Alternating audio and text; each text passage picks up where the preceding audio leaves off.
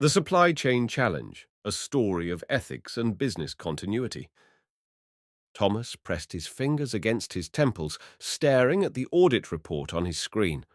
As the procurement director for Nexus Tech, a leading European manufacturer of medical devices, he'd always prided himself on maintaining an ethical supply chain.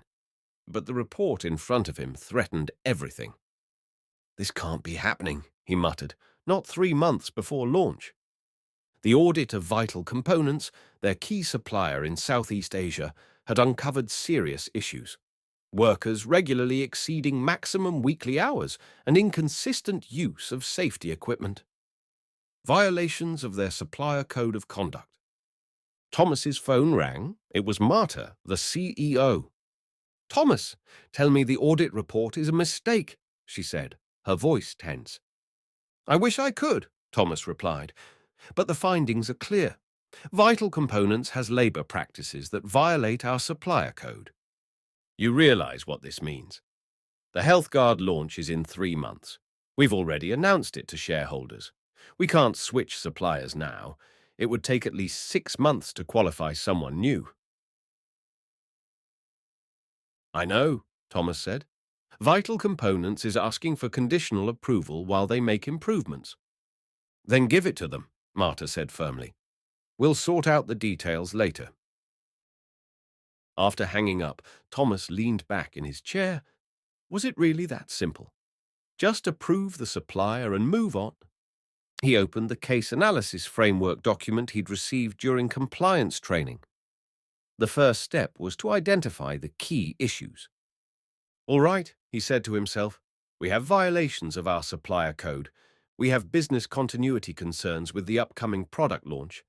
And we have potential reputational and legal risks if we ignore these violations." Next, he needed to analyze the situational factors. The severity of the violations was concerning. Excessive hours affected worker well-being, and safety issues could lead to injuries. The product launch created significant time pressure, and there was the question of whether the supplier would actually follow through on promised improvements. Thomas pulled up the company value statement on his screen. Integrity in all interactions, responsibility to all stakeholders, transparency in our operations. He picked up the phone and called Sarah, the compliance officer. "I need your perspective on something," he explained, outlining the situation. "This is exactly why we have a supplier code," Sarah said, "but I also understand the business reality. Have you considered a third option besides full approval or termination?" Thomas frowned. "What do you mean?" "A conditional approval with teeth," Sarah suggested. "Require immediate fixes for the most serious safety issues, create a time-bound corrective action plan with specific milestones, and implement enhanced monitoring." Thomas nodded slowly. "That could work. But what about the product launch?" "Start contingency planning now," Sarah advised. "If they don't meet the first milestones, you'll have a head start on alternatives." The next morning, Thomas convened a cross-functional team, including representatives from legal, quality, communications, and manufacturing. He carefully presented both the audit findings and the proposed response plan. "I'm concerned about the costs of this enhanced monitoring," said Jian from finance. "I'm more concerned about the costs of not doing it," countered Elise from legal. "If this became public or if a worker was injured, the reputational and legal consequences would be far greater." After 2 hours of discussion, the team reached consensus on an approach. Thomas would meet with Vital Components management to deliver their decision. Immediate safety improvements as a condition for continuing the relationship, a detailed 90-day corrective action plan, weekly progress reports, and on-site monitoring. The supplier initially pushed back, arguing for more time, but Thomas held firm. "These are our requirements," he explained. "We value our relationship, but we cannot compromise on worker safety or our ethical standards." Over the next weeks, Thomas watched the supplier's progress closely. The safety issues were addressed immediately. Overtime was gradually reduced as they hired additional workers. By week 6, they were showing significant improvement.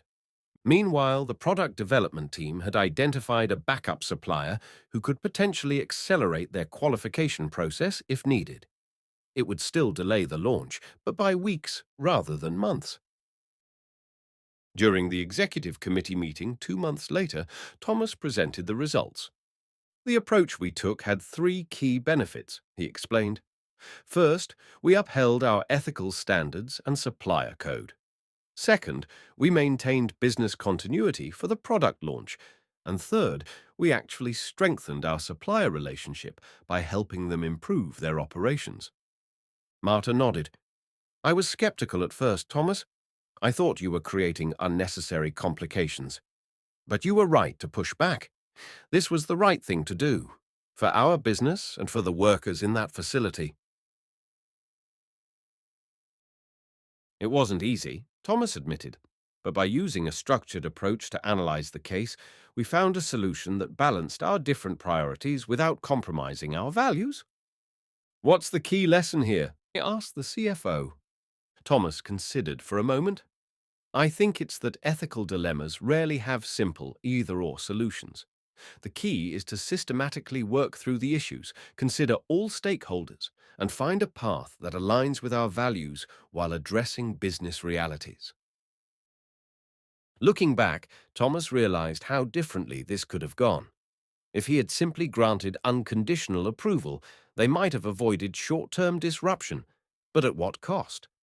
Continued safety risks for workers, violation of their own supplier code, the potential for future incidents and reputational damage.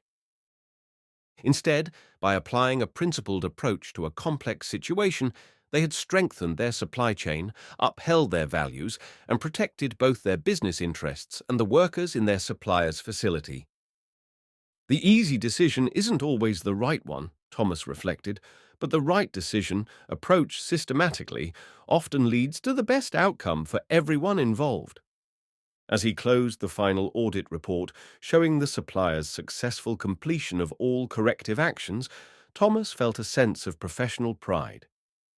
This was what integrity in business looked like, not avoiding difficult situations, but navigating them with principle and purpose. The HealthGuard launch proceeded as scheduled, and 6 months later, Nexus Tech was recognized with an industry award for supply chain ethics and transparency. Thomas accepted it on behalf of the team, but he knew the real reward was in the precedent they had set. Ethical business was good business.